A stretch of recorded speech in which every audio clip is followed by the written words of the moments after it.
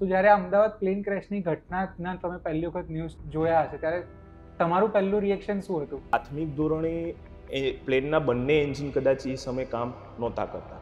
જ્યારે ફ્લાઇટ એક પાયલટ એને ટેક ઓવર કરતો હોય ને ત્યારે એ 100% ફિટ હોય ને ત્યારે જ એને ટેક ઓવર કરી હોય.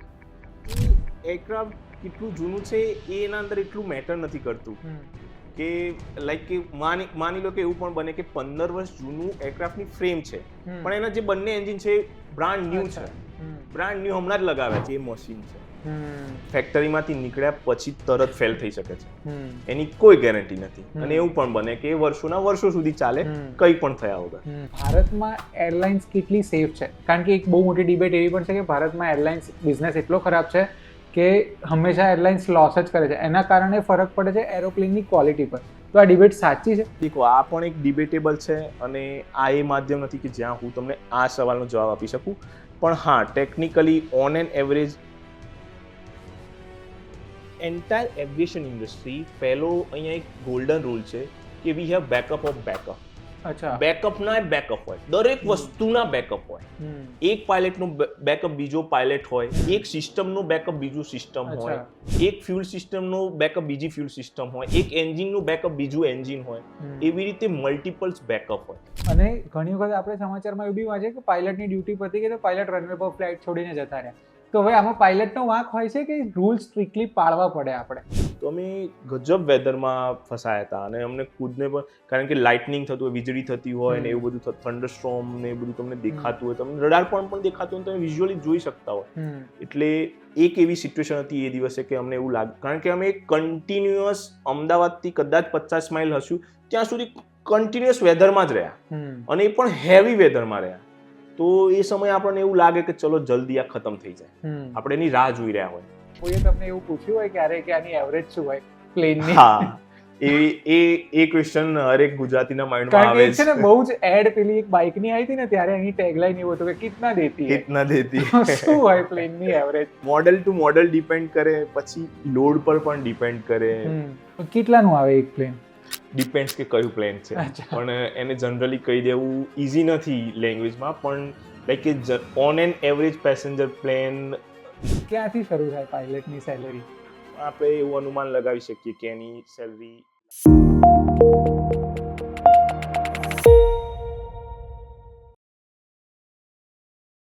Welcome to VT podcast. Ahmedabad plane crash. આ દુર્ઘટના વિશે રોજ નવા સમાચાર સામે આવી રહ્યા છે. પ્લેન ક્રેશ થવાનું એક્ઝેક્ટ કારણ શું છે તો 11થી વધુ એજન્સીઓ તપાસ કરી રહી છે. એમનો રિપોર્ટ આવશે ત્યારે જ ખબર પડશે. પણ જે દુર્ઘટનામાં 270થી વધુ લોકોએ જીવ ગુમાવ્યા, એ દુર્ઘટનામાં એ પ્લેન ઉડાડનાર પાયલટની મનોદશા શું હશે? એ પાયલટે 36 સેકન્ડમાં શું કર્યું હશે? એ પાયલટે કેટલી કોશિશ કરી હશે લોકોના જીવ બચાવવાની, પ્લેનને લિફ્ટ કરવાની, પ્લેનને ફ્લાય કરાવવાની? આ બધા જ સવાલો આપણા સૌના મનની અંદર છે. આજે આ સવાલોના જવાબ આપણે મેળવીશું એક પાયલટ પાસેથી જ. આપણી સાથે છે વિપુલ ચૌધરી, કેપ્ટન વિપુલ ચૌધરી, જેમને 3000થી વધુ કલાકનો ફ્લાય કરવાનો એક્સપિરિયન્સ છે. વિપુલભાઈ પાસેથી આપણે સમજીશું કે પાયલટ્સની ટ્રેનિંગ કેવી હોય છે, પાયલટ્સ કઈ તૈયારી કરીને પ્લેનમાં આવે છે, એમની જવાબદારી શું હોય છે, જો અધવચ્ચે ફ્લાઇટમાં કંઈક પ્રોબ્લેમ થાય તો પાયલટ શું કરે છે, અને કેમ પ્લેન એ સેફેસ્ટ મોડ ઓફ ટ્રાવેલ છે. Welcome Vipulbhai, welcome to VT podcast. ખૂબ ખૂબ આભાર વિપિનભાઈ આપનો અને આપની ટીમનો પણ કે તમે મને અહીંયા આમંત્રિત કર્યો. તો જે પણ આપણે શક્ય બનતું છે આપણી માહિતી દર્શકો સુધી પહોંચાડવાની પૂરતા પ્રયાસો કરીશું. ચોક્કસ વિપુલભાઈ.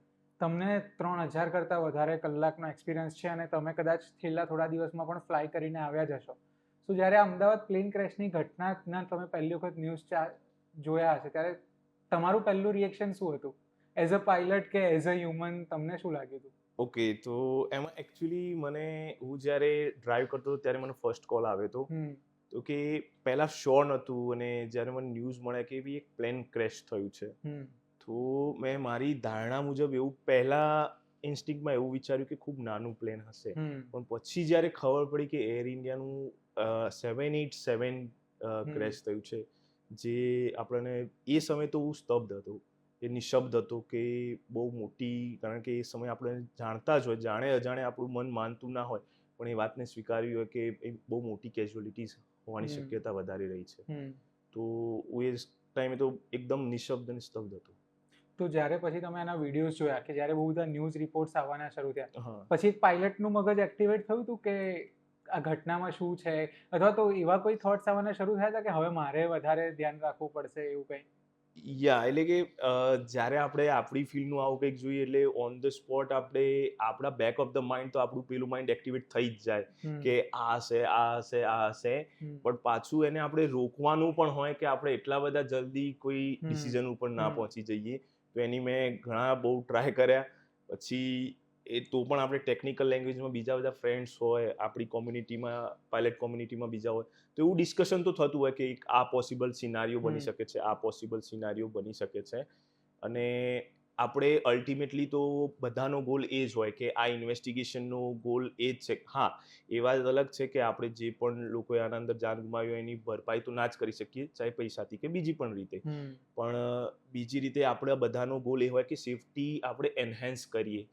આવનારા ભવિષ્યમાં આવી ઘટનાઓ ના થાય એના માટે આપણે બધા શું કરી શકીએ.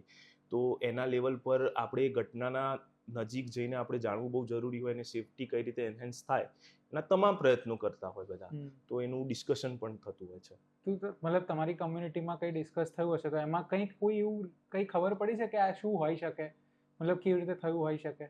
એટલે ભાવિનભાઈ, આ ઘટનાની વિશે અત્યારે કોઈ ચોક્કસ નતીજા પર આવી જવું કે એના વિશે કંઈ કહી દેવું એ ખૂબ જ વહેલું કહેવાશે. કારણ કે હજુ તો આપણે જાણીએ જ છીએ, તમે પણ જાણો જ છો કે બ્લેક બોક્સ હજુ આપણા એકચ્યુઅલી બ્લેક બોક્સ એ ઓરેન્જ બોક્સ હોય છે. તો ઓરેન્જ બોક્સ હમણાં જ આપણા હાથે લાગ્યું છે. એની ટેપની ક્વોલિટી જોવામાં આવે, પછી એ સિનારીઓને રન કરવામાં આવે અને એના પછી એ કેટલો એક્યુરેટ છે, એનાથી શું શું પ્રૂવ થાય છે એની આપણે રાહ જોવી જોઈએ.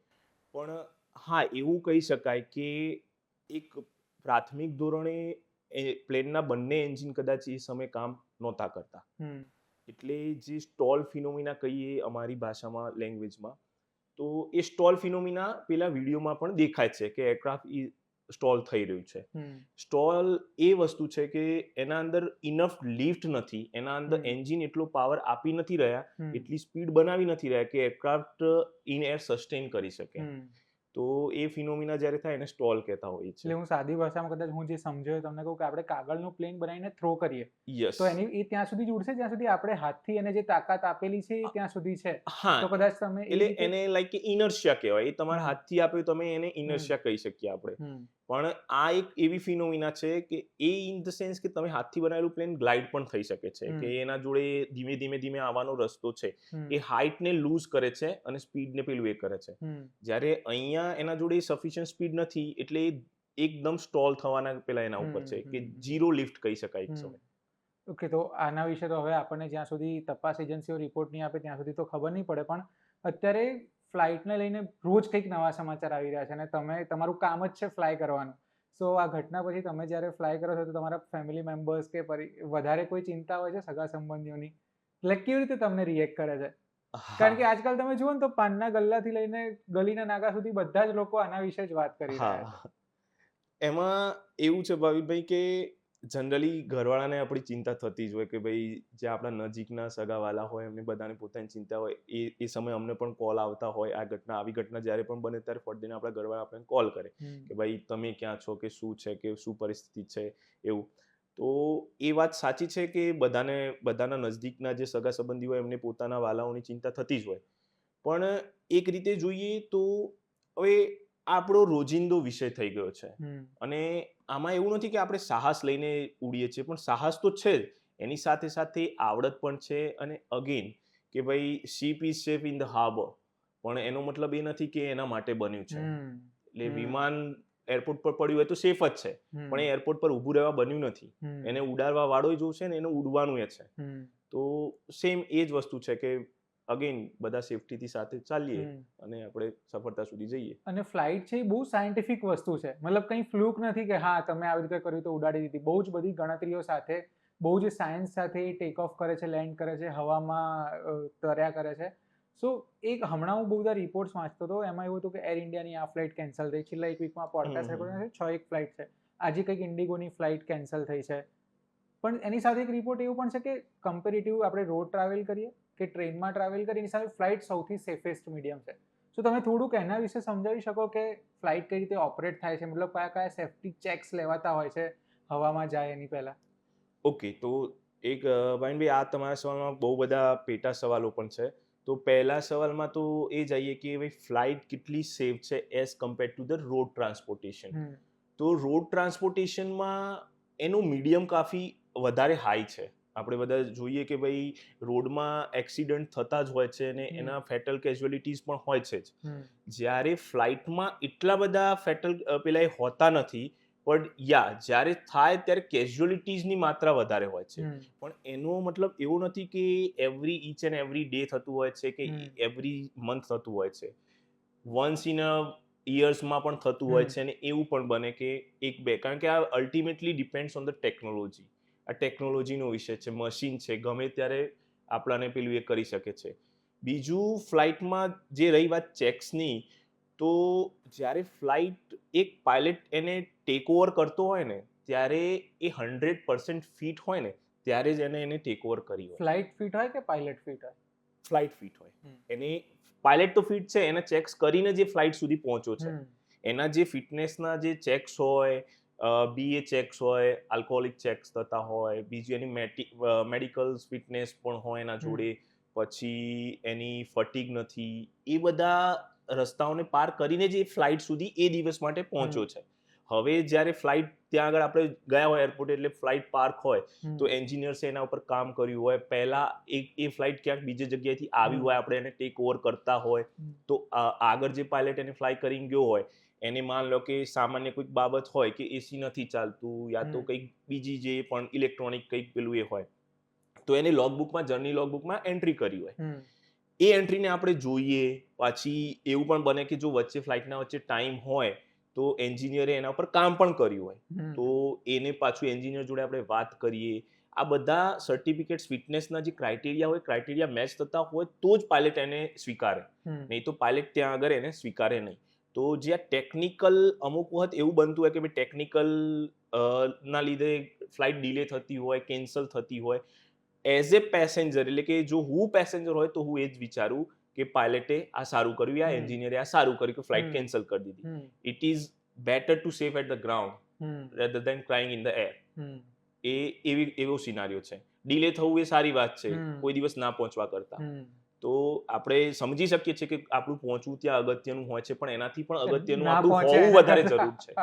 આપણું હોવું વધારે જરૂર છે. જે જગ્યાએ પહોંચવાનું છે કદાચ કાલે પણ પહોંચી જઈશું, પણ આપણું હોવું વધારે અગત્યનું છે. એટલે ફ્લાઇટ ડિલેઝ થતી હોય છે, પણ એના અંદર ટેકનિકલના આ જ પ્રોબ્લેમ્સ હોય તો પાયલટ એને એક્સેપ્ટ ના કરે, યા તો એન્જિનિયર જ પહેલેથી કહી દે કે ના, નથી યોગ્ય. પણ આજે તમે પેરામીટર્સ થોડા ડિટેલમાં સમજાઈ શકો કે કયા કયા પેરામીટર્સ કે કયા કયા ચેકલિસ્ટ હોય છે? એક તો તમે કીધું કે લોગબુક ચેક કરે, એન્જિનિયર જોડે વાત કરે, આ સિવાય થોડું લેમેન લેંગ્વેજમાં થોડું સમજી શકીએ આપણે એને? ઓકે, તો લેમેન લેંગ્વેજમાં કેવું હોય કે પાયલટ જ્યારે આવે એટલે એને આખા પ્લેનનું એક ચક્કર લગાવવાનું હોય. એ દરેક વસ્તુ જોવે, દરેક વસ્તુ બારીકાઈથી, નાની નાની વસ્તુઓને પણ એ જોવાની કોશિશ કરે, ને જે બહારથી દેખાતું હોય એ તો બધું જોઈ જ લે. પછી પ્લેન જ્યારે સ્ટાર્ટ થાય, તો આપણે જ્યારે પેસેન્જર બોર્ડિંગ થતું હોય, એટલે પણ અમારા લોકોને ચેકલિસ્ટ હોય. એ ચેકલિસ્ટમાં બહુ બધી મલ્ટિપલ વસ્તુઓ હોય. એવું નથી કે પાયલટને બધું મોઢે જ છે ને એને મોઢે બધું કરવાનું છે, પરફોર્મ કરવાનું છે, એવું નથી હોતું. દરેક વસ્તુ નાની નાની ડિટેલમાં એના અંદર ચેકલિસ્ટમાં અંદર લખેલી જ હોય. એવું બની શકે કે તમારો એક્સપિરિયન્સના લીધે તમને એ દરેક વસ્તુ યાદ થઈ ગઈ છે, બટ એ જેમ CVR અને DFDRમાં રેકોર્ડ થતું હોય, તો દરેક પાયલટ એને ચેકલિસ્ટ પ્રમાણે જ જતો હોય. એટલે એમાં કેવું હોય કે બે પાયલટ હોય તો એક જણ બોલે કે ભાઈ ફ્લેશ ચેક, તો સામે એને રિસ્પોન્સ કરવાનો હોય. એ બીજો પાયલટ એને ચેક કરે અને એવું કહે કે ચેક, વેરીફાઈડ. અને એ બધું રેકોર્ડ થતું હોય? હા, આ બધું તો રેકોર્ડ થતું જ હોય, પણ આમાં સામે સામે એ પણ આપણને ખાતરી મળે છે કે એકલો પેલો વાંચતો જ નથી, બાજુનો માણસ એને ચેક પણ કરે છે, અને જે વાંચે છે એ પાછો એને ક્રોસ ચેક પણ કરે છે કે બાજુવાળાએ ચેક કર્યું ને એ વસ્તુ સેટિસ્ફેક્ટરી મળી કે નહીં. તો એ બધી પ્રોસિજર્સમાંથી નીકળતા હોય છે. અને એના પહેલા એન્જિનિયરે પણ પાછું આ જ ટાસ્ક પરફોર્મ કર્યો હોય છે. બહારથી જે એના સ્કોપ ઓફ વર્કમાં આવતો હોય એવું કોકપિટના અંદર પણ એને એ બધા ટાસ્ક પરફોર્મ કર્યા હોય. હા, એ વાત અલગ છે કે દરેક એરક્રાફ્ટનું ચેકલિસ્ટ અલગ છે, એના ચેક કરવાની પ્રોસિજર્સ અલગ છે. એટલે એ તો એરક્રાફ્ટના મોડેલ પર યા મોડેલ પર ડિપેન્ડ કરે છે, અલગ અલગ હોય. પણ આટલું બધું ચેક થયા પછી પણ અલ્ટિમેટલી તો મશીન છે, સોફ્ટવેર્સ પર કામ કરે છે. યા તો હવામાં 25,000-30,000 ફૂટ ઉપર ઇન્ટરનેશનલ ફ્લાઇટ્સ તો એટલી ઊંચી ઉડતી હોય, કંઈક ખરાબી આવે, નાની મોટી ખરાબી કે જે તમને નજીકના એરપોર્ટ સુધી પહોંચાડી શકે છે, તો મતલબ ઉપર કંઈ ખરાબી આવે ત્યારે તમને શેના માટે ટ્રેન હો તમે, કે સેફેસ્ટ લેન્ડિંગ કરાવવા માટે કે ડેસ્ટિનેશન પર પહોંચાડવા માટે? ઓકે, તો આમાં એક તો પહેલી વસ્તુ કે height is like a bank balance. તમારી જોડે જેટલી હાઇટ છે ને એ તમારી જોડે બેંક બેલેન્સ છે. હવે તમે એને એ બેંક બેલેન્સને કઈ રીતે યુઝ કરો છો એ તમારી ઉપર ડિપેન્ડ કરે છે એટ ધેટ પર્ટિક્યુલર સિચ્યુએશન. એટલે જેટલી હાઇટ પર હોઈએ એટલું વધારે સારું. યા જેટલી હાઇટ પર હોઈશું એટલું વધારે સારું. પછી બીજી વાત જે તમે કીધું કે બાજુના એરપોર્ટ ઉપર લેન્ડ કરવું કે કોઈ ઇમરજન્સી સિચ્યુએશન્સની, તો એના પહેલા એક વાત એ મૂકવા માંગુ છું કે દેખો દરેક પાયલટ જ્યારે એના ફર્સ્ટ ડે એનો જોબનો હોય યા તો first day in the cockpit હોય, એ દિવસે એટલો તો ટ્રેન્ડ હોય જ કે એ એરક્રાફ્ટની જેટલી પણ ઇમરજન્સી સિચ્યુએશન્સ હોય એ એને પ્રેક્ટિસ કરેલી હોય સિમ્યુલેટરના અંદર, એ એનાથી વેલ નોન હોય અને એની સ્કિલ્સ પણ એટલી હોય ત્યારે જ એ ત્યાં સુધી પહોંચ્યો હોય, એ જગ્યા ઉપર પહોંચ્યો હોય ત્યારે એનો પાસ્ટ એક્સપિરિયન્સ ને પાસ્ટ એના રેકોર્ડ્સ, એના કરન્સી બધું હોય જ. અને સિમ્યુલેટર્સના અંદર તમે એવરી સિચ્યુએશન્સ માટે ટ્રેન્ડ હોય. અચ્છા. એવરી સિચ્યુએશન્સ જે અરાઇઝ થવાની છે એના માટે ટ્રેન્ડ હોય. એની એક સેટ પ્રોસિજર્સ હોય. એવું નથી કે તમને એક સિચ્યુએશન અરાઇઝ થઈને તમને જે મનમાં આવ્યું એ કરી દીધું, એવું નથી. એક સિચ્યુએશન અરાઇઝ થઈ, તમે એ સિચ્યુએશન્સને જોવો છો અને જે ચેકલિસ્ટ છે એના પ્રમાણે એના વર્તન કરવાનું હોય છે. શું પણ તો બી આમ કંઈક બેકઅપ રૂટ કે બેકઅપ ફ્યુઅલ કે એવું કંઈ હોતું હોય? કારણ કે કદાચ કોઈ વખત એવી પરિસ્થિતિ ને કે હવે આપણે ઘણી બધી વખત જોઈએ કે ગોવાના એરપોર્ટ પર પાણી ભરાઈ ગયું, મુંબઈના એરપોર્ટ પર પાણી ભરાઈ ગયું, લેન્ડ થવા એવી પોસિબિલિટી જ નથી, તો ફ્લાઇટને વડોદરા ડાયવર્ટ કરાય, તો મતલબ એવું કંઈ હોય રેડી તમારી પાસે કે એટ અ મોમેન્ટ ડિસિઝન લેવાતો હોય? યસ, એમાં એટલે પહેલા તો એરક્રાફ્ટના અંદરની વાત કરીએ ને કે એન્ટાયર એવિએશન ઇન્ડસ્ટ્રી પહેલો અહીંયા એક ગોલ્ડન રૂલ છે કે we have backup of backup. અચ્છા. બેકઅપના બેકઅપ હોય, દરેક વસ્તુના બેકઅપ હોય. એક પાયલટનો બેકઅપ બીજો પાયલટ હોય, એક સિસ્ટમનો બેકઅપ બીજું સિસ્ટમ હોય, એક ફ્યુલ સિસ્ટમનો બેકઅપ બીજી ફ્યુલ સિસ્ટમ હોય, એક એન્જિનનું બેકઅપ બીજું એન્જિન હોય, એવી રીતે મલ્ટિપલ્સ બેકઅપ હોય. રહી વાત ફ્યુલની, તો પાયલટ જ્યારે માન લો કે આપણે A to B જઈ રહ્યા છીએ, એક દાખલા તરીકે એક ઉદાહરણ તરીકે આપણે એક ફ્લાઇટ લઈએ કે ભાઈ અમદાવાદથી આપણે મુંબઈ જઈ રહ્યા છીએ, તો પાયલટ ફ્લાઇટ લે એના પહેલા એ અમદાવાદથી મુંબઈના રસ્તામાં રૂટમાં આવતું બધું જ વેધર ચેક કરે કે વેધર કેવું મળશે, એ રૂટ પર મારે કેટલું ફ્યુલ જોવશે, હું મુંબઈ જઈશ પહોંચીશ તો ત્યાં આગળ મુંબઈમાં એર ટ્રાફિક કેવો હશે એનું ફ્યુલ પણ કેલ્ક્યુલેટ કરે કે ભાઈ હું 45 મિનિટમાં ત્યાં પહોંચી જઈશ પણ ત્યાં આગળ મારે 10-15 મિનિટ હોલ્ડ કરવો પડશે. આપણે નથી કહેતા કે ચક્કર લગાવે છે, એ બેઝિકલી હોલ્ડ કરતા હોય, એને એટીસી હોલ્ડિંગ કરાવતું હોય કારણ કે એટલો ટ્રાફિક છે, તો 1 by 1 જેમનો નંબર આવતો હોય એ રીતે લેતા હોય, તો એ પણ ફ્યુલ એને કેલ્ક્યુલેટ કર્યું હોય. માનો કે આ બધું કરતા આપણે રનવે સુધી પહોંચવા આવ્યા ને રનવેમાં કંઈક થયું, યા તો રનવેમાં ગાડી આવી ગઈ કે યા તો રનવેમાં આગળવાળા એરક્રાફ્ટને કંઈક થયું તો રનવે ઉપર રોકાઈ ગયું કે ગમે તે, તો આપણે ત્યાંથી ગો રાઉન્ડ કરીએ, પછી પાછું આપણે એટીસીને પૂછીએ કે કેટલી વાર લાગશે રનવે ક્લિયર મળતા, તો એટીસી કે 15-20 મિનિટ, આ બધું જ ફ્યુલ કાઉન્ટ થયેલું હોય. તે છતાંય એની સાથે સાથે મુંબઈથી આપણે પાછા અમદાવાદ આવી શકીએ, યા તો નજીકના એરપોર્ટમાં સુરત જઈ શકીએ, પુણે જઈ શકીએ, ઔરંગાબાદ જઈ શકીએ, આ ફ્યુલ એને કાઉન્ટ કરેલું છે. અચ્છા, એટલે એટલું એક્સ્ટ્રા ફ્યુલ હોય જ, અને બેકઅપ રૂટ પણ હોય. અને તો બી કોઈ સંજોગોમાં એવું થાય કે હવે આ જગ્યાએ લેન્ડ થઈ શકે એવું જ નથી, અથવા તો અહીંથી સપોઝ આપણે અમદાવાદથી મુંબઈ જઈ રહ્યા છે અને મુંબઈ પહોંચતા પહેલા જ રસ્તામાં બહુ જ બધું થંડરસ્ટ્રોમ કે એવું છે, મોટાભાગે મતલબ હું ટર્બ્યુલન્સ વિશે પૂછવા માંગુ છું કે ટર્બ્યુલન્સ કેવી પરિસ્થિતિમાં આવે? બહાર વાદળ હોય તો જ આવે, વરસાદ પડતો હોય તો જ આવે, અને ટર્બ્યુલન્સમાં ગભરાવા જેવું ખરું પેસેન્જર તરીકે? ઓકે, ગભરાવાની વાત જે છે એમાં તો એક સામ્યતા એ જ છે કે ઇટ્સ અ હ્યુમન ટેન્ડન્સી, આપણી હ્યુમન ટેન્ડન્સી છે કે આપણે કોઈ પણ માણસ હોય એ ટર્બ્યુલન્સમાં ગભરાય. ઇનફેક્ટ કે અમે લોકો જ્યારે નવા હોય, આપણે પહેલી વખત ટર્બ્યુલન્સને એક્સપિરિયન્સ કરતા હોય એટલે આપણને પણ થોડો મનમાં ડર હોય જ, અને એ નોર્મલ છે, બધાને હોય. પણ હવે રહી ટર્બ્યુલન્સની વાત કે કેવા પ્રકારના ટર્બ્યુલન્સ હોય, તો એવું જરૂર નથી કે વાદળ હોય ત્યારે ટર્બ્યુલન્સ હોય, વાદળ ના હોય, ક્લિયર સ્કાય હોય ત્યારે પણ ટર્બ્યુલન્સ હોઈ શકે છે. બીજું કે ઘણી વખત કેવું હોય કે ચેન્જ ઓફ વિન્ડ ડાયરેક્શન્સ થતી હોય, હવાની દિશા બદલાતી હોય એ સમયે પણ તમે ટર્બ્યુલન્સનો એક્સપિરિયન્સ કરી અચ્છા. શકો છો. યા અચ્છા, એટલે પણ તો ટર્બ્યુલન્સ મતલબ ગભરાવાનું તો નહીં, કારણ કે ના, એમાં કઈ ગભરાવાનું એટલે ઇન ધ સેન્સ કે પાયલટ એ જે તમારા ડરને સોલ્યુશન લાવવાનો એના પાસે રસ્તો છે, હમ, એ પૂરતી આગળ કોશિશ કરી જ રહ્યો છે. હમ. યા તો એ ફ્લાઇટ લેવલ ચેન્જ કરે છે, હમ, એ રૂટ ચેન્જ કરે છે, હમ, રાઈટ યા લેફ્ટ જાય છે, હમ. એની સ્પીડ ઓછી કરે છે. આ બધા એના જોડે રસ્તા છે જ, એટલે એ અપનાવશે અને હમ. આપણે સેફલી એના અંદરથી બહાર નીકળવાના રસ્તો નીકાળી લેશે. સો બેઝિકલી પાયલોટ તો ફૂલ્લી ઇક્વિપ છે કે તમને કોઈ પણ સિચ્યુએશનમાં એનો પહેલો ધર્મ છે કે સેફ લેન્ડિંગ કરાવવાનો. તો પાયલટ જ્યારે ટ્રેન થતા હોય ત્યારે તમને એક તો ફિઝિકલ ટ્રેનિંગ હોતી હશે, પછી મેન્ટલ ટ્રેનિંગ હોતી હશે. એક શું ચેકલિસ્ટ હોય છે ટ્રેન થવા માટેના? લાઈક તમે પાયલટનું ભણવાનું શરૂ કર્યું ત્યારે તમને શું શીખવવામાં આવે અને કઈ રીતે પાયલટ આગળ વધે છે? લાઈક 2 પાયલટ હોય કે એક મેઇન પાયલટ હોય, કો પાયલટ હોય, તો એ કઈ રીતે પ્રમોશન થાય એમાં? પહેલા સવાલનો જવાબ આપું કે ઇનિશિયલી પાયલટ કઈ રીતે ટ્રેન થતો હોય છે.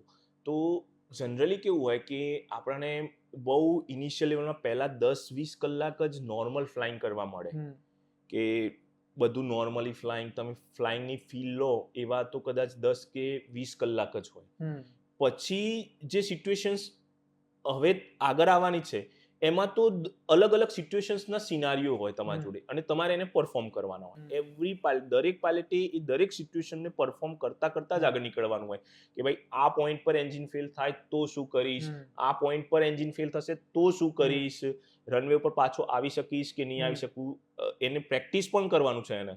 હમ, પછી માન લો કે ફાયર કોકપિટમાં ફાયર થાય છે તો શું કરવું, એન્જિનમાં ફાયર થાય છે તો શું કરવું, ઇલેક્ટ્રિકલ ફેલિયર થાય છે તો શું કરવું, હાઇડ્રોલિક ફેલિયર થાય છે તો શું કરવું. આ બધા બહુ બધા લાંબા ટાસ્ક હોય. બીકોઝ અલ્ટિમેટલી તમે પણ જાણો છો ને આપણે બધા જાણીએ છીએ કે ભાઈ આ મશીન છે અને મશીન ગમે ત્યારે બગડી શકે છે, એની કોઈ ગેરંટી હોય નહીં.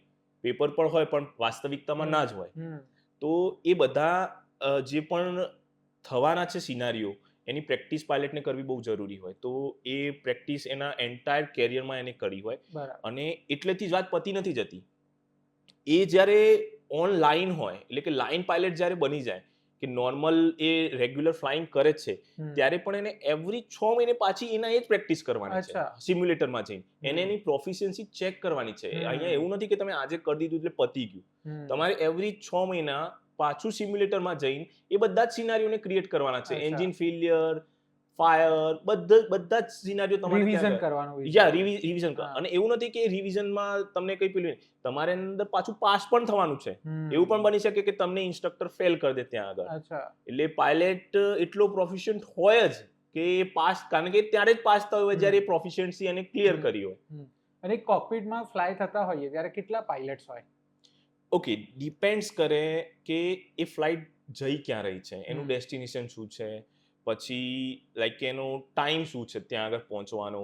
16 કલાકની ફ્લાઇટ હોય તો મિનિમમ એક પાયલટ 8 કલાક જ ફ્લાય કરી શકે. તો 2 પાયલટ તો મિનિમમ ઇન્ડિયાની રૂલ છે કે 2 પાયલટ તમારે કોમર્શિયલ ફ્લાઇટના અંદર જોઈએ એટલે જોઈએ. હમ. હવે જો એ ફ્લાઇટનો ટાઈમ માન લો કે અમદાવાદથી ન્યુયોર્ક જતા હોય કે શિકાગો જતા હોય તમે, અને ડાયરેક્ટ ફ્લાઇટ જતી હોય તો ઓબ્વિયસલી 16-17 કલાક લાગવાના છે. તો એક પાયલટની ડ્યુટી ટાઈમ લિમિટેશન 8 કલાકની જ છે. હમ. તો તમે 2 સેટ લઈ જાઓ એટલે ટોટલ 4 પાયલટ લઈને જતા હોય તમે. તો એ 4 પાયલટના અંદર વારા હોય કે મતલબ સપોઝ તમારી ડ્યુટી અવર્સ પૂરા થઈ ગયા એ દિવસ હા. પૂરતા, એ ફ્લાઇટ પૂરતા, તો પછી તમારે આરામ કરવાનો કે કઈ રીતની વ્યવસ્થા હા, હોય? એટલે જે એમાં આપણે જ્યારે ફ્લાઇટ પહેલા ક્રૂ બ્રીફિંગ થતું હોય તો એના અંદર ડિસાઇડ થાય કે આ પાયલટ અહીંયાથી અહીંયા સુધી ફ્લાય કરશે, પછી એ રેસ્ટમાં જતો રહેશે. અને પછી જે ઓલરેડી રેસ્ટમાં પાયલટ છે એ આવીને એને ટેક ઓવર કરશે. તો એ ઓલરેડી પ્રી ડિસાઇડેડ હોય. અચ્છા, એટલે અવર સ્પીડ પ્રી ડિસાઇડેડ હોય એના? યા, કારણ કે એટલે- આપણી ટોટલ ડ્યુટી ટાઈમની લિમિટેશન્સ રાખી છે. કારણ કે એક માણસ જે કામ કરી શકવાની ક્ષમતા છે એ 8 કલાક સુધીની હોય, યા તો મેક્સ ટુ મેક્સ 10 કલાકની હોય. પણ એને રિડ્યુસ કરીને આપણે 8 કલાક એટલા માટે રાખી છે કે એને ફિઝિકલ કામ ઓછું ને મેન્ટલી વધારે કરવાનું છે. તો ડીજીસી એના નોર્મ્સ પ્રમાણે અત્યારે 8 કલાકની એની પેલી મેક્સ ટુ મેક્સ ફ્લાઇટ કરતા હોય છે. તો જે ડોમેસ્ટિક ફ્લાઇટ હોય એમાં તો 2-3 ટ્રીપ થઈ જતી હશે પાયલટ્સની. એટલે એવી રીતે હોય કે અહીંથી ગોવા જઈને આયા પછી ગોવાથી એ જ પાયલટ પાછા લાવે, કે પછી એમાં પાયલટ્સ બદલાઈ જાય? હા, જનરલી એવું થતું હોય બદલાઈ કે જાય. ડોમેસ્ટિક ફ્લાઇટમાં ના બદલાઈ ના જાય. હમ. એના એ જ પાયલટ માન લો કે અમદાવાદથી મુંબઈ લઈ ગયા, મુંબઈથી અમદાવાદ આવે, પછી એના એ જ પાયલટ જો એને આર્સ પરમિટ કરતા હોય તો અમદાવાદથી દિલ્હી, હમ. દિલ્હીથી અમદાવાદ હમ. કરીને પછી એ છૂટો થઈ જાય. અને ઘણી વખત આપણે સમાચારમાં એવું બી વાંચે કે પાયલટની ડ્યુટી પતી ગઈ તો પાયલટ રનવે પર ફ્લાઇટ છોડીને જતા રહ્યા. તો હવે આમાં પાયલટનો વાંક હોય છે કે રૂલ્સ સ્ટ્રિક્ટલી પાળવા પડે આપણે? ના, આમાં રૂલ્સ સ્ટ્રિક્ટલી પાળવા પડતા હોય છે અને પાયલટનો એમાં કંઈ વાંક નથી. અને અગેન મેં પહેલા કીધું એમ કે અલ્ટિમેટલી તો આપણે બધા સેફટી માટે જ છે. હમ. તો પાયલટ એવું કરે છે એ પણ એક સેફટી રીઝન્સ છે. હમ. કારણ કે ફટીગ છે, માન લો કે તમે અહીંયાથી ટેક ઓફ કર્યું છે, એક ફ્લાઇટ અમેરિકાથી દિલ્હી આવતી હોય, દિલ્હીમાં મોસમ ખરાબ થાય, ડાયવર્ઝન કરે હમ. અને જયપુરમાં કે અમદાવાદમાં લેન્ડ થાય, હમ. તો હવે લેન્ડ થયા પછી એના જોડે ટાઈમ નથી રહેતો કારણ કે ઓલરેડી 16 કલાક વિતાવી ચૂક્યો છે. તો હવે પાયલટ પાસે ટાઈમ નથી કે એને ફરીથી અમદાવાદ આવીને પાછું લઈ જાય દિલ્હી. હમ. તો એ પાયલટ ત્યાં આગળ રેસ્ટ માંગે હમ. અને એ હ્યુમન જે ફિટનેસ કહેવાય એના માટે રેસ્ટ એટલો જરૂરી પણ છે એના માટે. હમ. તો એ રેસ્ટ લેવો અવશ્ય જ છે, નહીં તો એ ફટીગ હોય. ઓકે. અને આપણે જ્યારે ફટીગ હોય, ફટીગમાં ફ્લાઇટ કરતા હોય ત્યારે આપણે આપણું 100% ના આપી શકતા, મેન્ટલી જે હોય આપવાનું હોય. એટલે જે ખોટા કોઈ ડિસિઝન લેવાય અને પેસેન્જર્સને ને બધાને જીવનું જોખમ થાય એના કરતાં બેટર છે કે ફ્લાઇટ છોડી દેવી. નિયમ યા એ પ્રમાણે. વધારે એટલે બેટર છે. હા. એ સેફ ઓપ્શન છે. હમ. એ સમય પૂરતું બધાને ગમતું નથી, હમ. પણ એ લોંગ ટર્મમાં સારું ઇન્વેસ્ટમેન્ટ છે એમ કહી શકાય. આપણે એવું કહી શકીએ કે એક મેનેજમેન્ટનો એક કદાચ એવી મોમેન્ટ છે કે ત્યાં આગળ કશુંક મેનેજ કરવાનું છે અથવા તો મેનેજમેન્ટ ફેલિયર છે. બટ આ અમદાવાદ પ્લેન ક્રેશ પરથી વિપુલભાઈ મારે એ સમજવું છે તમારી પાસે કે મે ડે બહુ જ ચર્ચામાં આવ્યું. ઇવન રનવે 34 અજય દેવગનની ફિલ્મ આવી ત્યારે પણ આ મે ડે શબ્દ શું હોય કે જ્યારે પણ કોઈ પ્લેન ક્રેશ થાય ને ત્યારે મે ડે શબ્દ તો હવે આપણે ઇમરજન્સી હોય ને તો આપણે બોલે કે ઇમરજન્સી છે, ઇમરજન્સી છે. તો મે ડે શબ્દ શું છે અને એના પછીની પ્રોસિજર શું હોય છે અને કેવી સિચ્યુએશનમાં પાયલટ મે ડે બોલી શકે? ડીપમાં જઈએ તો વાઇનભાઈ એમાં એવું હોય કે એક અલગ લેંગ્વેજ હોય, એને રેડિયો ટેલિફોની કહેતા હોય. તો રેડિયો ટેલિફોની લેંગ્વેજનો ફોનેટિક લેંગ્વેજનો યુઝ કરવાનું આવશ્યકતા એટલે થઈ કે આપણે નોર્મલ લેંગ્વેજમાં જ્યારે વાત કરીએ તો આપણે કન્ફ્યુઝન એવોઇડ કરવાનું હોય. ત્યાં આગળ કન્ફ્યુઝનની કોઈ ગુંજાઈશ નથી. તો એને એવોઇડ કરવા માટે આપણે અમુક વર્ડ્સ નીકાળ્યા, પછી લેટરને પેલું એ કર્યું કે પ્રોનાઉન્સ કઈ રીતે કરવાનું છે. પછી વર્લ્ડ વાઇડ અલગ અલગ પાયલટ આવતા હોય, અલગ અલગ દેશમાંથી આવતા હોય, તો એ બધા એક નોર્મલ ભાષામાં વાત કરી શકે, એટલે એક ફોનેટિક લેંગ્વેજને એને રેડિયો ટેલિફોનની ભાષા કહેવાય. તો એ ભાષાની અંદર અમુક એના પણ રૂલ્સ છે કે ભાઈ તમારે આ રીતે વાત કરવાની છે, આ રીતે બોલવાનું છે. એના જે પણ નોર્મ્સ હોય એના અંદર જ એ લોકો વાત કરતા હોય, એટલે કે બધા લોકો એ રીતે જ વાત કરતા હોય. રહી વાત મેડેની, તો મેડે હવે એક કંટ્રોલર હોય એટીસી, એના જોડે હજારો પ્લેન હોય, એના રડારમાં મિનિમમ 50 પ્લેન હોય, બીજા કંટ્રોલરના જોડે 100 પ્લેન હોય, બીજાના જોડે આપણે મુંબઈ રડારની જ વાત કરીએ તો મુંબઈ રોજના હજારો પ્લેનની આમથી આમ કરતું હશે રડારમાં. હવે એ જ્યારે 100થી વધારે પ્લેનના હાથે ડીલ કરતું હોય તો તમારે ઇમરજન્સી આવી તો એને ખબર કઈ રીતે પડશે કે ભાઈ મારે ઇમરજન્સી આસિસ્ટન્સની હવે જરૂર છે કે મારે આ કરવું છે કે આ કરવું છે. તો જ્યારે કોઈ પાયલટ એને મેડે કહે ને એટલે એટીસી એ સમજી જાય છે કે એને પહેલા આસિસ્ટન્સની જરૂર છે, પહેલી પ્રાયોરિટી એને આપવાની છે. તો એ શું કરે કે બીજા બધા એરક્રાફ્ટને સાઈડમાં રાખીને બીજા કંટ્રોલરને આપીને એ સીધો જ પેલા મેડે કોલ જે એરક્રાફ્ટે આપ્યો હોય એ એક જ એરક્રાફ્ટ પર ફોકસ કરે. એને પૂછે કે હું તારી શું મદદ કરી શકું છું, એને કે એને ગાઈડ કરે, જે પણ એને હેલ્પ જોઈતી હોય એ તમામ એને પૂરી પાડે. એટલે મેડે કહેવા પછી એરપોર્ટ ખાલી થઈ જાય, ખાલી ઈચ ફ્લાઇટ લેન્ડ કરી શકે ત્યારે, જ્યાં સુધી સોલ્વ ના થાય ત્યાં સુધી. હા, એટલે કે એરપોર્ટ ખાલી ઇન ધ સેન્સ કે એને બધી તમામ અવેલેબલ પ્રાયોરિટી એને મળવાની છે. તમે બીજી બધી ફ્લાઇટને હોલ્ડ પર રાખી શકો, એના માટે રનવે ખાલી કરાવીને અવેલેબલ કરાવી શકો, કારણ કે એને આસિસ્ટન્સની જરૂર છે. સો બીજું મારે એ પણ સમજવું છે કે ટેક ઓફ સૌથી વધારે અઘરું હોય કે લેન્ડિંગ વધારે અઘરું હોય? ઓકે, આ તો ઇન્ફાઇનાઇટ ડિબેટ વાળો ક્વેશ્ચન છે કે જેટલો લાંબો ખેંચવો એટલો ખેંચી શકાય, પણ ટુ બી પ્રિસાઇઝ બંને એટલા ક્રિટિકલ છે. હા, કે અને અમારામાં એવું કહેવાય કે આ બંને ઇવનમાં થવું જોઈએ, જેટલા ટેક ઓફ હોય એટલા લેન્ડિંગ થવા જોઈએ. તો જ બચી જઈએ, નહીં તો પછી તો તમે સારા પાયલટ છો, યા તો બધું સેફ છે. નહીં તો પછી ગણતરી કરવા માટે કઈ જેટલા જો લેન્ડિંગ ખૂટે છે તો સમજી લેજો કે તમે નથી, કે બીજું કંઈક અલગ છે. પણ એક પ્લેન ટેક ઓફ કરે છે કે લેન્ડ કરે છે તો એમાં કયા કયા પેરામીટર્સ બહુ ઇમ્પોર્ટન્ટ છે? લાઈક રનવેની લંબાઈ હોઈ શકે, વાતાવરણ હોઈ શકે, કારણ કે હમણાં એક ડિબેટ એવી પણ છે કે એ દિવસે ગરમી અમદાવાદમાં બહુ વધારે હતી, તો એક રીઝન એ બી હોઈ શકે. સો આ કયા પેરામીટર્સ હોય જેનું તમારે ધ્યાન રાખવાનું હોય? બહુ બધા પેરામીટર્સ હોય, જેમ કે ટેમ્પરેચર શું છે, વિન્ડ શું છે, વિન્ડ સ્પીડ શું છે, વિન્ડ ડાયરેક્શન શું છે, રનવેની લેન્થ કેટલી અવેલેબલ છે, તમારી જોડે લોડ કેટલો છે, પ્રેશર શું છે, ડેન્સિટી શું છે, પછી લાઈક કે તમારા એરક્રાફ્ટની જે એન્જિન્સની કેપેસિટી છે એ કેટલી છે, પછી સામે ઓબ્સ્ટેકલ શું છે, રનવે ક્લિયર થઈ ગયા પછી તો તમારે એટ ધેટ ગિવન ટાઈમ તમારે એટલી હાઇટ અચીવ કરવાની છે. બહુ બધા મલ્ટિપલ પેરામીટર્સ હોય, એ બધા મેચ કરવાના હોય. તો જનરલી રનવે કેટલો લાંબો હોય અને કેટલો હોવો જોઈએ? ઓકે, એનો કોઈ એવી લિમિટેડ સીમાંકન હોય નહીં, પણ ઓન એન એવરેજ 5,000 થી 12,000 સુધીના રનવે હોય છે મોટા પ્લેન માટે. 5,000 ફૂટથી 12,000 ફૂટના એવરેજ રનવે હોય છે. જેમ કે અમદાવાદનો રનવે છે તો એ 11,000 ફૂટથી મોટો રનવે છે. મુંબઈમાં પણ એટલો છે. તો જનરલી જે મોટા એરપોર્ટ છે ત્યાં આગળ 8-9,000 ફૂટ 10,000 ફૂટના રનવે હોય છે. અમુક એરપોર્ટ પર 2 પણ રનવે હોય. દિલ્હીમાં 4 રનવે છે. અને કદાચ રનવે બંને બાજુથી યુઝ થતા હોય? બંને બાજુ એક જ રનવે આમથી પણ આવી શકાય અને એના સામે પણ જઈ શકાતું હોય, પણ એ પર્ટિક્યુલર એટ ધેટ મોમેન્ટ અને એ દિવસે યા તો એ સમયે એક જ સાઈડ એનો યુઝ થાય. એવું ના હોય કે તમે અહીંયાથી ટેક ઓફ કરો પેલો સામેથી લેન્ડ કરતો હોય, પણ એ એવું એટલા માટે હોય કે હવાની દિશા કઈ છે, હવાની વિપરીત દિશામાં ઉડવાનું હોય ને લેન્ડ પણ કરવાનું હોય, જેથી કરીને આપણને લિફ્ટ પણ મળે અને ડ્રેગ પણ મળે એની જરૂરિયાત પ્રમાણે એ સમય પર્ટિક્યુલર સમયે. લિફ્ટ અને ડ્રેગને થોડુંક સામાન્ય ભાષામાં, મતલબ હું અભણ જ છું એ રીતે સમજાવો. ઓકે, લિફ્ટ એવી વસ્તુ છે કે જે આપણને એટલા માટે જોઈએ છે કે જે એરક્રાફ્ટને ઉઠાવી શકે. એ એન્જિનના પાવરથી એરક્રાફ્ટ એ અમુક સ્પીડે આવે, એના પછી હવાનો જે ફ્લો એના પાંખિયા ઉપર આવતો હોય, એના લીધે એને હાઈ પ્રેશર લો પ્રેશરનો ક્રાઇટેરિયા હોય. એ લો પ્રેશર હંમેશા હાઈ પ્રેશર તરફ જવાની કોશિશ કરતું હોય, તો એને ઉઠાવવાની પેલું એ કરતું. એ લિફ્ટ કહેવાય. અને ડ્રેગ જે પણ અવરોધો હોય એ બધાને ડ્રેગ કહેવાય. જે લિફ્ટને રોકવાના અવરોધો હોય એ તમામ વસ્તુને ડ્રેગ ખેંચતું હોય. સામેથી આવતો પવન જેટલો વધારે હશે એટલું જલ્દી એરક્રાફ્ટ ટેક ઓફ થશે. જનરલી આપણે અને એટલું સામે જ્યારે લેન્ડ થતા હશે તો રોકાશે પણ એટલું જલ્દી, કારણ કે હવા વિંગ્સ પર એટલી વધારે બનશે જેટલો વધારે પવન હશે એટલું. એટલે લેન્ડ કરતી વખતે તો એ તમને બહુ જ સારી રીતે હેલ્પ કરે છે. એ આપણને એને રોકવા માટે હેલ્પ કરશે. હવે મારે જોડે એ પણ સમજવું છે કે ભારતમાં એરલાઇન્સ કેટલી સેફ છે, કારણ કે એક બહુ મોટી ડિબેટ એવી પણ છે કે ભારતમાં એરલાઇન્સ બિઝનેસ એટલો ખરાબ છે કે હંમેશા એરલાઇન્સ લોસ જ કરે છે, એના કારણે ફરક પડે છે એરોપ્લેનની ક્વોલિટી પર. તો આ ડિબેટ સાચી છે? મતલબ આના ઉપર આપણે શું ચર્ચા કરી શકીએ?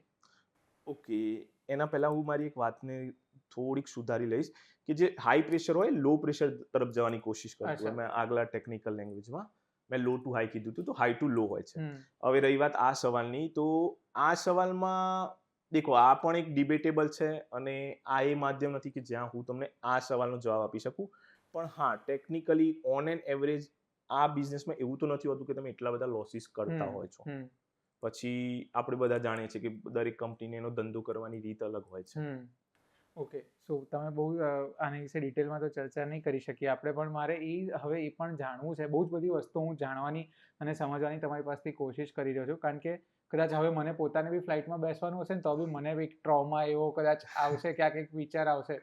તો હું જે ફ્લાઇટમાં બેસવાનો છું એ કેટલું જૂનું છે અથવા એની કેપેસિટી શું છે એવી જાણવાની કોઈ પેસેન્જર્સ માટે સુવિધા હોય છે?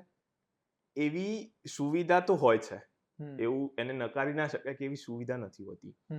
પણ અગેન કે એ એરક્રાફ્ટ કેટલું જૂનું છે એ એના અંદર એટલું મેટર નથી કરતું કે લાઈક કે માની લો કે એવું પણ બને કે 15 વર્ષ જૂનું એરક્રાફ્ટની ફ્રેમ છે, પણ એના જે બંને એન્જિન છે બ્રાન્ડ ન્યૂ છે, બ્રાન્ડ ન્યૂ હમણાં જ લગાવ્યા છે. બની શકે કે એ પહેલી ફ્લાઇટ કરતા હોય એન્જિન પર.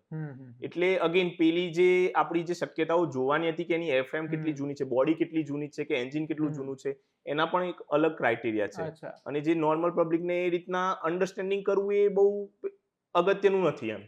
એટલે એવું હોઈ શકે છે કે મોડલ જૂનું હોય પણ એન્જિન્સ નવા હોય તો ફ્લાઇટની કેપેસિટી વધી જાય અથવા એની સુરક્ષિત રહેવાની ક્ષમતાઓ વધી જાય? ના, અગેન પહેલા બેઝિક સવાલ પર કે મશીન છે, ફેક્ટરીમાંથી નીકળ્યા પછી તરત ફેલ થઈ શકે છે, એની કોઈ ગેરંટી નથી. અને એવું પણ બને કે વર્ષોના વર્ષો સુધી ચાલે કંઈ પણ થયા વગર.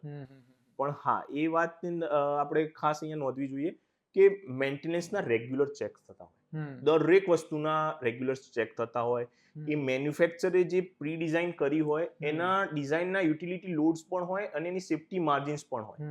તો એ માર્જિનના બહાર તો એ ના જ જતું હોય. Okay, at any case any scenario એ બહાર એટલે ના જ્યારે પણ ફ્લાય કરી રહ્યું છે ત્યારે એ એટ ધ મોમેન્ટ તો સેફેસ્ટ જ છે. યા At that particular- એક વખત ટેક ઓફ થયા પછી કે કોઈ ઓપરેટ થયા પછી શું થાય એ તો કોઈને યા ખબર નહીં. એને આપણે એ ટાઈમે કંઈ ના કહી શકીએ. અને તમે ખાસ કરીને વીવીઆઈપી સાથે ફ્લાય કરો છો તો એના ચેકલિસ્ટ એના પ્રોટોકોલ પેસેન્જર વિમાન કરતા જુદા હોય કે કેવી રીતે હોય? એવું એટલું બધું કંઈ જુદું ના હોય, પણ હા અમુક એવા પ્રોટોકોલ્સ હોય જે એ વીવીઆઈપી હોવાના લીધે તમને એ પ્લેનના માટે જોતા હોય કે અમુક પાયલટના પર્ટિક્યુલર આર્સ હોય, એટલા આર્સ જોઈએ તમને એને ફ્લાય કરવા માટે, એની વિધિન 1 monthમાં પણ એને આટલું ફ્લાઇંગ કરેલું હોવું જોઈએ. આ બધા પ્રોટોકોલને ફોલો કરવાના હોય છે. બાકી એવા કોઈ સ્પેશિયલ અલગ પ્રોટોકોલ હોતા નથી. અને એમની ફ્લાઇટ્સ પણ જુદી હોય કે એ પણ આવી રીતે નોર્મલ ફ્લાઇટ્સ જ હોય? ના, આવી સેમ નોર્મલ ફ્લાઇટ્સ જ હોય, પણ એ ચાર્ટર એરક્રાફ્ટ હોય ઇન ધ સેન્સ, અને થોડું નાનું બનાવેલું હોય કારણ કે એની જરૂરિયાત એ રીતે છે, એટલા માણસો માટે છે. પણ એવું પણ બની શકે આપણા ઘણા બધા સીએમ સાહેબ આપણે નોર્મલ ફ્લાઇટમાં પણ જતા હોય છે, પેસેન્જર ફ્લાઇટમાં જતા હોય છે, ટ્રાવેલ કરતા હોય છે, એટલે એવું કંઈ હોતું નથી. અને તમે જ્યારે આવી રીતે વીવીઆઈપી સાથે ફ્લાય કરો છો તો શું રિએક્શન શું હોય લોકોના? મતલબ ઇન ફ્લાઇટ કોઈ ફની રિક્વેસ્ટ કે એવું કંઈ એક્સપિરિયન્સીસ છે તમારા, અથવા તો તમે કોઈ જગ્યાએ કોઈ વખત ફસાઈ ગયા હોય કોઈ વીવીઆઈપીને લઈને, લાઈક વેધર ખરાબ થઈ ગયું હોય કે લેન્ડિંગ ટેક ઓફમાં તકલીફ પડી હોય, એવું કંઈ થતું હોય? હા, એટલે એમાં થોડી પાયલટ જ્યારે વીવીઆઈપીને ફ્લાય કરતો હોય ને એટલે એ થોડું મેન્ટલ સિચ્યુએશન, મેન્ટલ અલર્ટનેસ એનું થોડું વધારે રાખતો હોય અને એવી કોશિશ પણ કરતો હોય. કારણ કે આપણે બધા જાણીએ જ છીએ કે ભાઈ કંઈ પણ એનું પ્લસ માઇનસ ઉપર નીચે થાય તો બીજા દિવસ આપણે સીધા પેપરમાં હોઈશું. એટલે એની ખાતરી રાખવાની, એની કોશિશ કરવાની બહુ ધ્યાન રાખતો હોય. પ્રિકોશન્સ આપણે દરેક ફ્લાઇટમાં નોર્મલી લેતા જ હોય. આમાં એક્સ્ટ્રીમ પ્રિકોશન્સ લેવામાં આવતા હોય કે ભાઈ વેધર છે, ચલો ડીલે કરીએ. અને જેમ તમે પૂછ્યું કે વીવીઆઈપીઝની માંગણીમાં એવું હોય કે એ લોકો એટલું ફ્રિકવન્ટલી ફ્લાય કરતા હોય તો એમને થોડું સમજમાં આવી ગયું હોય કે શું આપણા માટે સેફ છે ને શું આપણા માટે સેફ નથી. અને અલ્ટિમેટલી આપણે બધા સેફટી માટે જ કામ કરતા હોય અને આપણે જે એમને ના કહેતા હોઈશું એ પણ એમની સેફટી માટે જ હોય છે. અને એમને સેફ રાખવા એ જ આપણી ફર્સ્ટ પ્રાયોરિટી છે. કોઈ વખત તમે બહુ બધા સીએમ સાથે ફ્લાય કર્યું છે, કોઈ વખત કોઈએ ફની રિક્વેસ્ટ કે કોઈ એવું કીધું કે ચલો મને કોકપીટમાં આવવા દો, બેસવા દો, કે કંઈ પણ વિયર્ડ તમારી સાથે એક્સપિરિયન્સીસ થયા છે? ઓકે, ના, એટલે કોકપીટમાં તો જનરલી એવું કોઈ કહેતું ના હોય કે કોકપીટ, અને કોકપીટ એક અલગ કમ્પાર્ટમેન્ટ હોય, તો જનરલી એના અંદર કોઈને અલાઉડ પણ નથી કે તમે એના જોડે ઇન્ટરેક્શન કરો, કે તો એ તો આપણે રૂલ્ડ આઉટ કરી દઈએ. હા, એવું બની શકે કે અમુક રેર કેસીસમાં પોલિટિશિયન્સ એવું કહેતા હોય કે આ તો કોઈ જે તમારું પેસેન્જર હોય એવું કહેતું હોય કે મારી આ મીટિંગ થોડી ઇમ્પોર્ટન્ટ છે, કોઈ રસ્તો નીકળતો હોય તો નીકાળ લો, ફાસ્ટ ચલાવી લો, બેસિકલી આપણે ઉપર હા, વાળાને એટલે જે એવું કહીએ. કહેતા હોય કે ભાઈ એટલે અમુક એવું કહેતા હોય કે ભાઈ કિતના તેજ ચલેગા તું, કિતના જલ્દી પહોંચા રહા હૈ, એવું બધું કહેતા હોય. પછી બીજી એવી કોઈ ફની રિક્વેસ્ટ જનરલી હોતી નથી. મોટા ભાગના પોલિટિશિયન્સ પણ આવું પોસિબલ છે? મતલબ કોઈ આપણે તો ટેક્સી વાળાને કહીએ કે ફાસ્ટ ચલાવી લે, તો એવું પોસિબલ છે? ના, જનરલી એવું ના હોય. એના મેક્સ પાવર ઉપર જ જતો હોય. જેને મેક્સ પાવર અવેલેબલ હોય, એની સ્પીડ હોય, એના ઉપર જ જતો હોય. કેટલી હોય છે? નોટિકલ માઇલ્સમાં ગણીએ આપણે તો કેટલી હોય એક પ્લેન? એ પણ વિન્ડ સ્પીડ પર ડિપેન્ડ કરે છે. ઓન એન એવરેજ 600 કિલોમીટર પર આવરથી લઈને 1100 કિલોમીટર પર આવરમાં એરક્રાફ્ટનું, બધા એરક્રાફ્ટ એટલામાં ફ્લાય કરતા હોય છે. એટલે આમ તો બી એવરેજ આપણે ગણવા જઈએ કે 800 to 900 પેસેન્જર એરક્રાફ્ટ પર Nautical કિલોમીટર, miles. પર કિલોમીટર, યા પર આવર, કિલોમીટર પર આવર હોય. ઓકે, એટલે 800 કિલોમીટર પર અવર, યા 800 થી 900 કિલોમીટર પર આવર ઓન એન એવરેજ સ્પીડ હોય છે એરક્રાફ્ટ. પછી આમાં એવું થાય, બહુ મને આ વાત કરતા કરતા છે ને એવો પ્રશ્ન આવ્યો કે કોઈએ તમને એવું પૂછ્યું હોય ક્યારે કે આની એવરેજ શું હોય પ્લેનની? હા, એ ક્વેશ્ચન હરેક ગુજરાતીના માઇન્ડમાં આવે છે. કારણ કે છે ને, બહુ જ એડ પેલી એક બાઇકની આવી હતી ને ત્યારે એની ટેગલાઈન એવું હતું કે કિતના દેતી હૈ, કિતના દેતી શું હોય પ્લેનની એવરેજ? કારણ કે એ પણ મોડેલ પર ડિપેન્ડ કરતી હશે. યા, મોડેલ ટુ મોડેલ ડિપેન્ડ કરે, પછી લોડ પર પણ ડિપેન્ડ કરે. બીજું કે તમે શું પાવર સેટિંગ્સ રાખ્યા છે, શું કોન્ફિગરેશનમાં એરક્રાફ્ટ છે, એટલે એમાં એવરેજ નીકાળવી એ અશક્ય વસ્તુ છે.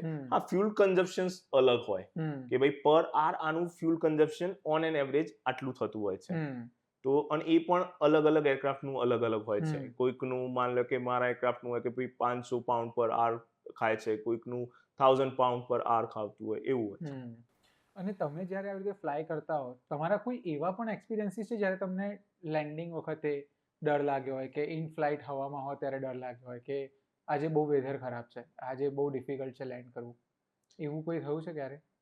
પહેલા તો જેમ કે તમે જ્યારે ત્યાં આગળ લેન્ડ કરતા હોય એટલે તમે એ સિનારીઓમાં હોય જ નહીં કે કારણ કે તમે ઓક્યુપાઈડ હોય એ સિચ્યુએશન્સના અંદર કે શું રસ્તો નીકાળું તો આપણે સેફલી લેન્ડ કરીએ કે રાઈટ જવું લેફ્ટ જવું શું કરવું તો આપણે એનાથી બહાર નીકળી જઈએ. એટલે ડરની જે વાત છે એ યા તો એના પહેલા હોય યા તો એ પછી હોય. એટ ધેટ પર્ટિક્યુલર સિચ્યુએશનમાં આપણને એવો ડર હોય નહીં. અને એ પોઈન્ટ પર જ્યારે તમે પહોંચ્યા હોય, જ્યારે તમે આ બધું કરતા હોય એટલે તમે ડરને બહુ પહેલા દિવસોમાં પાછળ મૂકીને જ આવ્યા હોય. એટલે ડરવાનું તો એવું કંઈ હોય નહીં, પણ હા એને નકારી ના શકાય. આપણે બધા હ્યુમન્સ છે, આપણે વી આર નોટ રોબોટ્સ કે આપણે કોઈ એવું કહી દે કે હું કોઈ સિચ્યુએશન્સમાં ડરતો નથી તો એ વાત સાચી નથી. એટલે થોડું ઘણું તો એવું રહેવાનું જ બધાને, પણ એટ પર્ટિક્યુલર સિચ્યુએશન દરેક પાયલટ એનું 100% એ સિચ્યુએશન્સને જ આપતો હોય.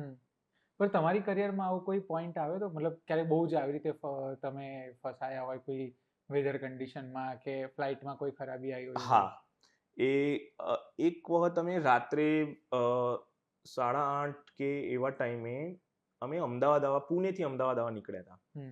અને વેધર જોયું હતું અમે કે રૂટમાં તો બહુ વેધર હતું, તો પુણેથી નીકળીને આપણે મુંબઈ પર આવવું પડે, મુંબઈથી આપણે સુરત ને પછી અમદાવાદ આવીએ, આવો રૂટ હોય જનરલી બેઝિકલી. તો એ દિવસે અમે ખાસા એનાથી રાઈટ જઈને આવતા હતા, પણ એક તો પાછું રાત હોય એટલે વેધરને ડિટેક્ટ કરવું અલગ છે અને દિવસમાં સેમ વેધરને ડિટેક્ટ કરવું અલગ છે. નો ડાઉટ આપણા જોડે એટલા અવેલેબલ ઇન્સ્ટ્રુમેન્ટ્સ છે, બધું જ છે, વેધર રડાર છે, તમે એને રાઈટ લેફ્ટ એરક્રાફ્ટને ઉપર નીચે જ્યાં તમારી મરજી હોય ત્યાં આગળ લઈ જઈ શકો છો સેફ રહેવા માટે. પણ તો પણ જે રાતમાં ડિટેક્શન હોય એ થોડું હાર્ડ હોય છે. તો અમે ગજબ વેધરમાં ફસાયા હતા અને અમને ખુદને પણ, કારણ કે લાઇટનિંગ થતું હોય, વીજળી થતી હોય ને એવું બધું, થંડરસ્ટોર્મ ને એ બધું તમને દેખાતું હોય, તમને રડાર પણ દેખાતું હોય, તમે વિઝ્યુઅલી જોઈ શકતા હોય. એટલે એક એવી સિચ્યુએશન હતી એ દિવસે કે અમને એવું લાગ્યું, કારણ કે અમે કન્ટિન્યુઅસ અમદાવાદથી કદાચ 50 માઇલ હશું ત્યાં સુધી કન્ટિન્યુઅસ વેધરમાં જ રહ્યા, અને એ પણ હેવી વેધરમાં રહ્યા. તો એ સમયે આપણને એવું લાગે કે ચલો જલ્દી આ ખતમ થઈ જાય, આપણે એની રાહ જોઈ રહ્યા હોય. કેવું, મતલબ આમ કેવો માહોલ હોય ત્યારે? તમને ફ્લાઇટની બહાર શું દેખાતું હોય?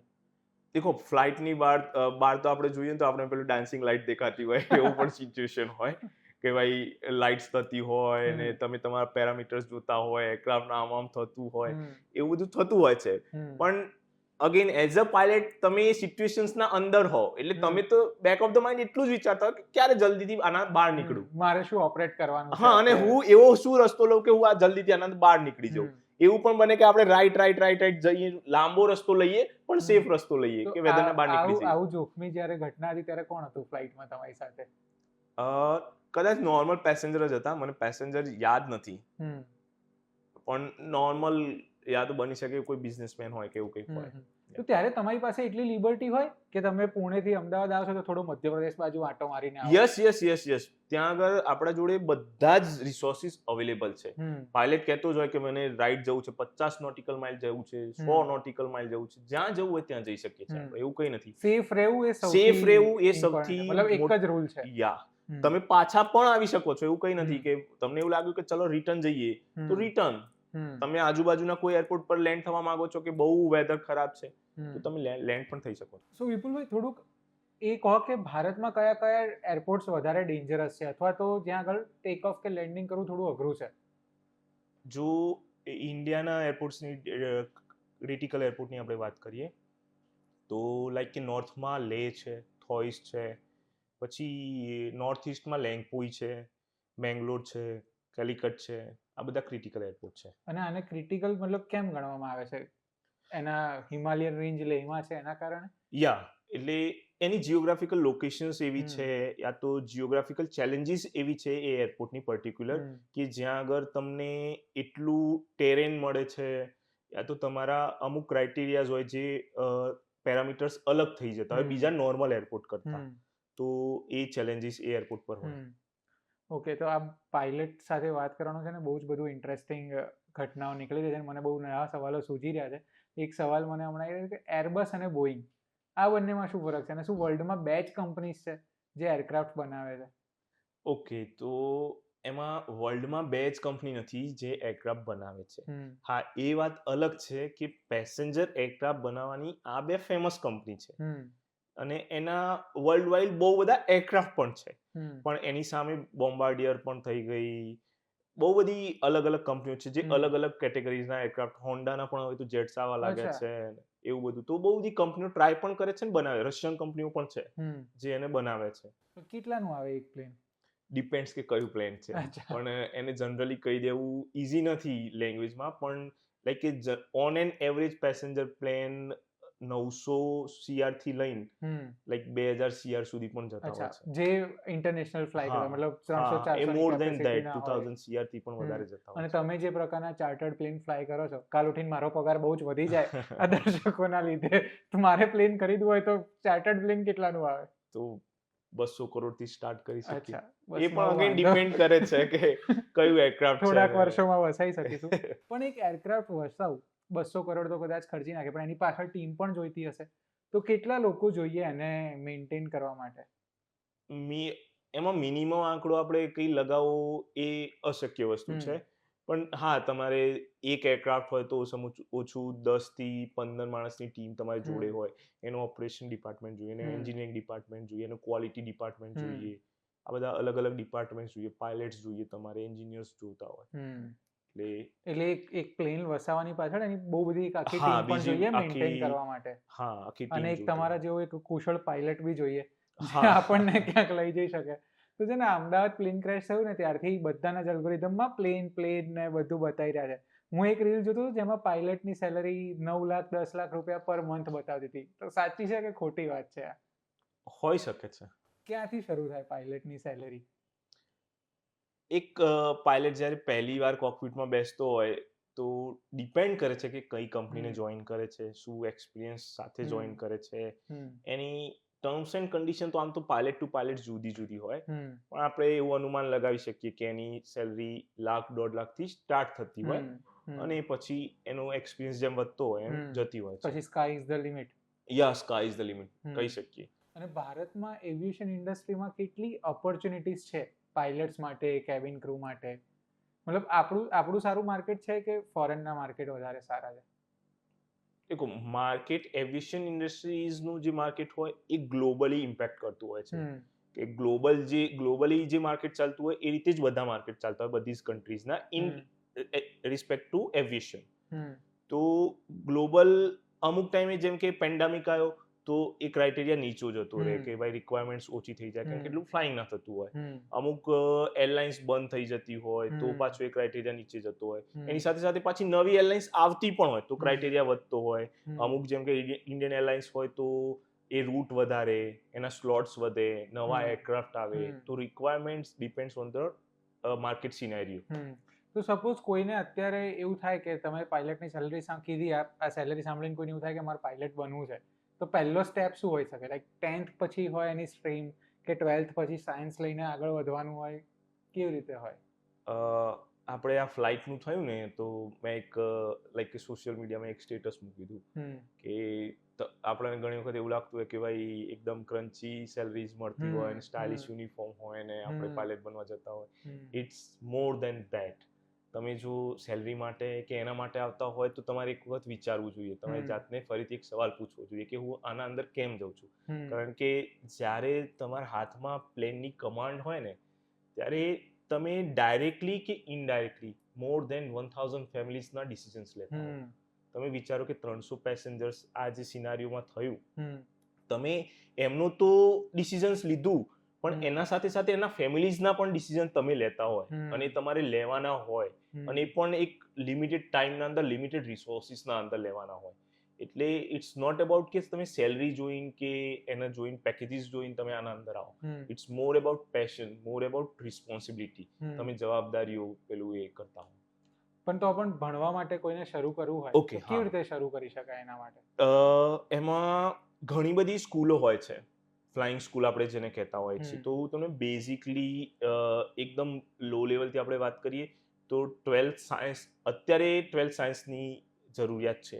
બની શકે કે ભવિષ્યમાં એ નીકળી જાય ને આર્ટ્સવાળા છોકરા પણ અને કોમર્સવાળા છોકરા પણ કરી શકે. પણ જેને 12thમાં PCM હોય એ લોકો ઇરિસ્પેક્ટિવ ઓફ ધ પર્સન્ટેજ તમે આના અંદર આવી શકો છો.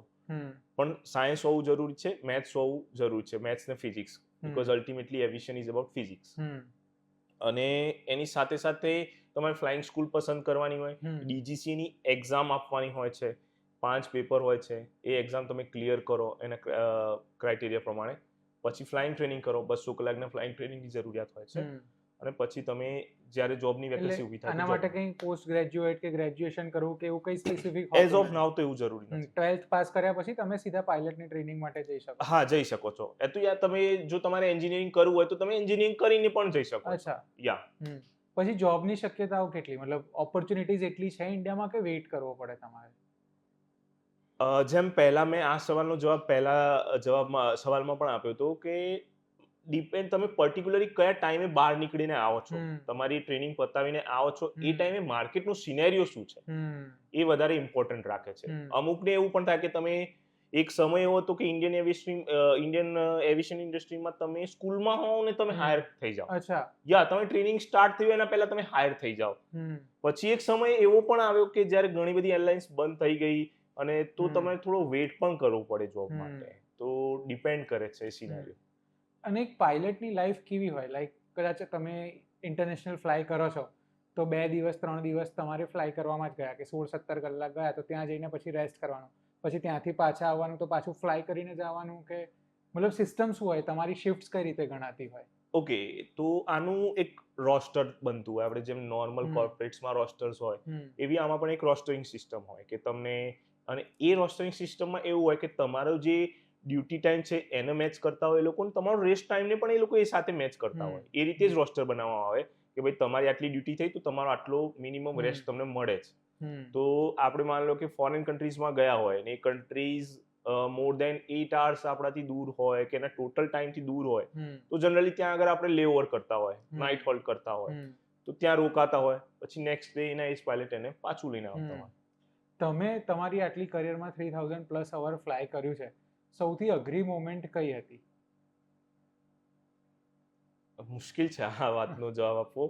ઘણી બધી હોઈ શકે છે કે ભાઈ આપણે ફર્સ્ટ ડે જ્યારે જોબ લેતા હોય એટલે પણ આપણને અલગ ફીલ થતું હોય. પણ હા, હું એક ઇન્ટરેસ્ટિંગ વાત એ કરું કે હું બહુ નાના ગામડામાંથી આવીને પાયલટ બનેલો છું. તો જ્યારે હું ટ્રેનિંગ લેતો હતો તો મને એવું લાગતું કે યાર લાઈક કે મુંબઈમાં કે દિલ્હીમાં એ લોકો કઈ રીતે ઓપરેટ કરતા હશે, આટલા બધા પ્લેન હોય, આટલા બધા ટેક્સીવેઝ હોય ને ફાસ્ટ ચાલતું હોય. એક તો આપણે બહુ નાના ગામડામાંથી આવતા એટલે આપણું એટલું એક્સપ્લોરેશન હોય નહીં. તો એ ટાઈમે મને એવું લાગતું કે ભાઈ આ મોટા મોટા એરપોર્ટ, હિથ્રો ને એ લોકો કઈ રીતે કામ કરતા હશે. તો એ પહેલા ડર હોય, પછી ધીમે ધીમે જેમ આપણો એક્સપિરિયન્સ થતો જાય પછી તો મેં પોતે જ લાઈક કે 3-4 વર્ષ તો દિલ્હીમાં કામ કર્યું, તો લાઈક કે એવું પણ બને કે આપણે મેપ જોવાની જરૂર ના પડે, આપણે ઈચ એન્ડ એવરીથિંગ જાણતા જ હોય. તો એ એક્સપિરિયન્સ સાથે આવે છે. ઓકે, હું છે ને સમઅપ કરવા તરફ જતો હતો, પણ તમે બહુ એક મને સરસ મુદ્દો યાદ કર્યો, તો મેપ. રોડ ઉપર તો આપણી પાસે ગૂગલ મેપમાં બહુ બધા રસ્તા બતાવે, પણ હવે હવામાં કઈ રીતે તમે મેપ નક્કી કરો કે ભાઈ મુંબઈથી અમદાવાદ કે અમદાવાદથી દિલ્હી જવાનું છે તો કઈ દિશામાં ચલાવવાનું, અથવા કયા રૂટ પર જવાનું? સેમ જેમ આપણે નીચે રસ્તા હોય એવી રીતે હવામાં પણ રસ્તા, પણ એમાં કઈ એના પણ મેપ્સ હોય. એટલે કેવા હોય? તો ઓકે, તો જેમ જીપીએસમાં આપણે ફીડ કરી રાખીએ છીએ, બસ એમાં એરક્રાફ્ટમાં એના સિસ્ટમમાં ફીડ છે. એ બધું એ રસ્તા એના સિસ્ટમમાં ફીડ છે. જેમ કે ભાઈ આકાશના જેટલા પણ રસ્તાઓ હોય એ બધા એના અંદર એને કોમ્પ્યુટરના અંદર ફીડ કરી રાખે છે. એમાં પેલી લાઈન બતાવે કે અહીંથી લેફ્ટ, અહીંથી રાઈટ, સેમ લાઈન દેખાડતી હોય, પોઈન્ટ ટુ પોઈન્ટ જતા હોય. યા એ આપણે લાઈનને જ બેઝિકલી ફોલો કરવાની હોય. એ લાઈન ઇન ધ સેન્સ કે રૂટ જ છે, એ રૂટ પરથી જવાનું છે. બહુ ઇન્ટરેસ્ટિંગ, મતલબ આ છેલ્લી માહિતી તો બહુ જ ઇન્ટરેસ્ટિંગ હતી. તો વિપુલભાઈ, બહુ મજા પડી મને તમારી સાથે વાત કરીને, બહુ જ નવી નવી વાતો જાણવા મળી. હવે આખા પોડકાસ્ટને આપણે એકદમ સમઅપ કરીએ તો આપણો મોટિવ એ હતો કે લોકોને એવિએશન ઇન્ડસ્ટ્રી વિશે, ફ્લાઇટ કઈ રીતે ઓપરેટ થાય એ વિશે જણાવવાનો. અને આખી વાતચીતમાંથી જે એક મૂળ મુદ્દાનો વાત નીકળીને એ છે કે પાયલટનો કે ફ્લાઇટ ક્રૂનો પહેલો ધર્મ છે બધાને સેફ અને સિક્યોર રાખવાનો, સેફલી એક જગ્યાએથી બીજી જગ્યાએ પહોંચાડવાનો, સેફ લેન્ડ કરાવવાનો. હવે તમે મને આખું થોડુંક જ એક નાના આન્સરમાં આખા પોડકાસ્ટનું સમઅપ કહો કે એક પાયલટ જ્યારે એરપોર્ટમાં એન્ટર કરે છે અને લેન્ડ કરીને બહાર નીકળે છે, એની વચ્ચે એની જવાબદારી, એના મગજમાં શું ચાલતું હોય કે જે તમને એકદમ સેફેસ્ટ હોય. આ આખા આપણા પોડકાસ્ટમાં જોતા જ કોઈ આ 2 મિનિટનું બી વસ્તુ જોઈ લે ને તો એને બધું સમજાઈ જાય. ઓકે, તો એના એક વર્ડમાં આન્સર આપવો હોય ને તો અલ્ટિમેટલી એ પાયલટ પોતે એરક્રાફ્ટના અંદર હોવાનો છે. તો ઓબ્વિયસલી દરેક માણસ પોતાની સેફટીનું પહેલા જ વિચારવાનું છે. તો એના બનતા એ તમામ સેફટીના પ્રોટોકોલ્સ ફોલો કરવાની કોશિશ કરશે. એના હાથના અંદર આવતા તમામ વસ્તુઓને ફોલો કરશે. બાકી તો પાછું એ અગેન મશીન છે અગેન અને મશીન્સ ને આપણા નસીબ ને બીજી બહુ બધી પેરામીટર્સ પણ કામ કરતા હોય છે. બટ થેન્ક યુ વિપુલભાઈ, બહુ જ મજા પડી તમારી સાથે. એક અલ્ટિમેટલી એક લાઈન એવી હોય કે એટલે આ જેટલી બુક્સ હોય ને અમારે એવિએશનમાં એના at the end of the સ્ટોરીમાં એ લોકોએ લખેલું જ હોય કે ભાઈ know your machine limitations and know your limitations. અચ્છા, આ રૂલ છે, ગોલ્ડન રૂલ કહી શકાય કે આ બંનેની લિમિટેશન તમે મેચ કરો, તમે સેફટીમાં છો. અને જો એ લિમિટેશનની બહાર ગયું તો પછી તમારા હાથમાં કંઈ નથી. તો થેન્ક યુ વિપુલભાઈ, બહુ જ ઇન્ટરેસ્ટિંગ કન્વર્ઝેશન રહી. આ બહુ બધી મને પણ જે કદાચ ડર લાગવાનો હતો ફ્લાઇટમાં બેસવાથી હવે થોડોક ઓછો થશે. બાકી તો થોડું વાતાવરણ પાછું સરખું થતા અને આ બધી વાતો ભૂલતા સમય લાગશે. Thank you so much. Thank you. તમને પણ જો આ પોડકાસ્ટ ગમ્યું હોય તો કમેન્ટ કરીને જરૂર અમને કહેજો. હું તમને મળીશ એક નવા પોડકાસ્ટ સાથે, એક નવા ગેસ્ટ સાથે આવતા શુક્રવારે. ત્યાં સુધી જોતા રહો VTV Gujarati.com.